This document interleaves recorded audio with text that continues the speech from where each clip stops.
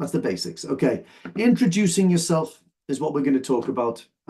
It's the first part of relationship building. And basically, relationship building has got this. It's called initiating the interaction appropriately. Okay. Initiating the interaction appropriately, which basically is introducing yourself appropriately. To initiate means to start doing something. All right. So let's think about what's important. What's important? You're in the exam. You've got your cue card. It's in front of you. 3 minutes. Tick, tick, tick, tick, tick, tick, tick. Go. What's in your mind? Put your hand up, guys. If you've got, tell me what's in your mind at that moment. After your 3 minutes prep, what are you thinking you have to do? What type of tasks are necessary? What's important? What's not? Put your hand up if you've got any ideas. It will be just good to understand your perspective on this and see if we match. No one's got any thoughts? Priyangi, what's your thought? First of all, we have to prepare the introduction. Then we have to select the what we have to how we can which topics are there. We have to get the information, and also we have to check what topics are there. We have to give information. Okay. All right. Okay. So prepare the introduction, understand what's on the card. Okay, I like that. Yeah. Kushani, have you got something? What are the appropriate things that what are the appropriate information that I deliver to the patient? Okay, what is appropriate? Okay, what's the appropriate information? Information for the patient. Okay, yeah, okay. What should I list? Okay, yeah, good. Okay, Kadri, have you got something? Yeah, do we know the patient or not? Yeah. So, do we know the patient? Yeah. Do we know the patient? Yeah. Okay. Yanelsi? The setting is if emergency or is a follow patient. Yeah. This is really good because you need to know that if you need to introduce yourself or if you know the patient, like how my friend said. Yeah, absolutely. I think these are important, definitely important questions. These two, more than these, maybe. This is the way I see it. This is the way I'm thinking about it. I'll pop this onto the next page. Let's get rid of that. Setting, situation, do we know the patient? How do we get to the first task? That for me is how I think about it. Okay, this phrase here, that's really important, isn't it? Because sometimes you think you've got a really good handle on the setting, the situation, do we know the patient? But then you look at the first task and you think, how do I get there? How do I start the conversation? I can do all of the stuff at the beginning, but how do I do this? Okay, so let's look at a task. We'll just get this one at random. Okay, and we'll put this up here. So we've got a setting. Okay, in this case, it's accident and emergency. Call out any settings you can think of. We've got A&E or emergency room. Clinic, hospital. Yeah, clinic. Home visit. Home visit. Hospital's not enough for me. Home visit's a good one, yeah. Yes. Cool. School. Clinic, I'm going to say also GP surgery. I'm just going to say that they're the same. School nurse. School nurse. Is that in a? I don't think I've seen that one. School nurse. That's good. I like that. Yeah, could be a school. Yeah. Now, hospital. I'm not happy with hospital. Oh yeah.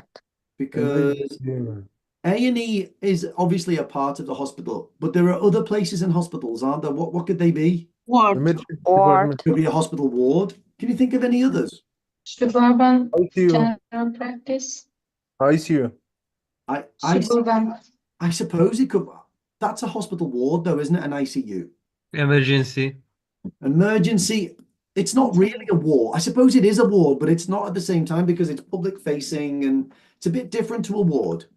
How about this? Pre-op and outpatients. Yeah, OPD. Yeah. Yeah. I think we've also got those now. What I did before today's class was care home as well. Nursing home. Nursing home. Nursing home. So what I did before today's class, I went and I had a look through all of the tests in this. Okay. We've got the nursing one, we've got the medicine one. And I went through and had a look at all of the settings that were in that book. So that means 12 medicine and 12 nursing. This is what I found. I didn't find a school one, but I've seen school before. I don't think I've ever seen roadside unconscious patient before. That would be more of a paramedic, wouldn't it? But these are all settings. And although they don't directly influence alone how you behave, it's good to know them. Just like in the writing, why am I writing today? That's a great question. Why am I writing today? It doesn't influence directly what you include from the case notes, but it puts you into the right place in the story. And that's what this does. Knowing the setting gives you a really good understanding. Okay, I'm here because of this. If you're an accident and emergency, there's only, well, I suppose there are three different things. Imagine accident and emergency. It could be someone initially presenting. It could be someone's been through triage and now it's the doctor seeing them for the first time, possibly. Or the nurse is attending to them.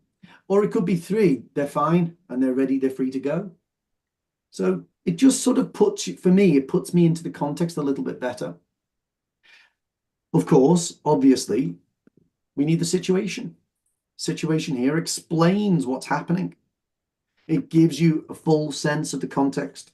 So if you combine setting and situation, then you understand what's happening. Okay, you understand what is happening, and what stage we are at in this context. Okay, so I think that we all do this. What word am I thinking, guys? We all do this. Something. What vocab did we do in the class before? We all read this and understand this intuitive. I think it's pretty intuitive, isn't it? You look at the situation, you look at what the context is, and now you understand what the situation is. I think that's quite intuitive. But what's not always intuitive for people is this. Do we know the patient? And this is what people have sleepless nights about. People are worried. I think I've got a theory about this. I think if this introducing yourself was not at the beginning of the task, then people wouldn't be as worried about it. People are really, really worried about it. They get freaked out and think, what if I make a mistake, a bad mistake, and it's the first thing?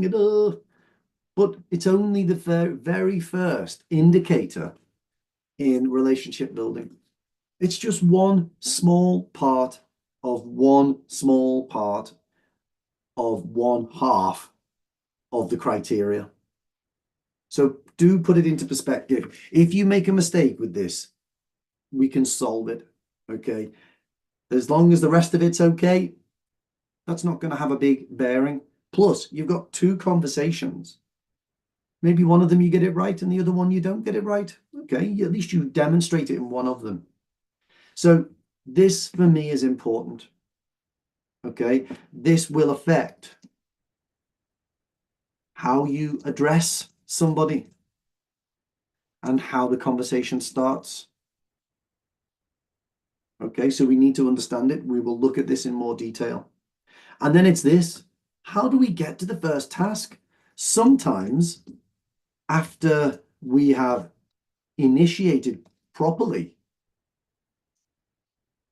we get stuck and we think, I don't actually know how to go from here to there, from A to B. So I think that if you can develop a way of thinking about OET speaking that incorporates these four, then you're going to build techniques for these two sections that will help you. and it will help you in any task. Okay? But what it depends on you doing is reading this carefully. All right? This situation, read it carefully. I know you're under pressure. I know you're nervous, but you've got 3 minutes. 3 minutes. How long does it take to read that? 30 seconds maximum. So you should be able to do it, but just make sure that you read it properly. All right. So let's talk about these. Do we know the patient? How do we get to the first task? And then we'll do some practice. Does anyone have any questions?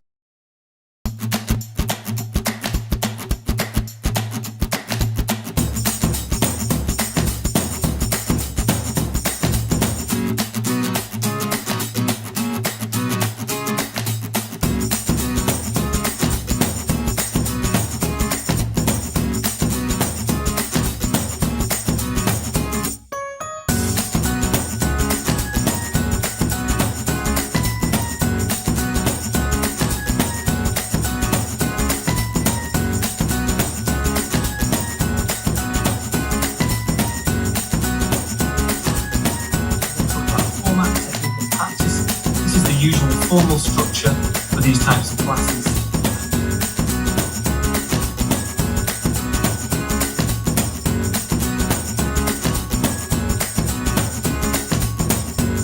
Okay, so here I am with Edwin. Hi, Edwin. Hey, Paul. Hi, nice to see you. Okay, so Edwin, you are an OET hero, is that correct? That's correct. Okay, super. So where do you live?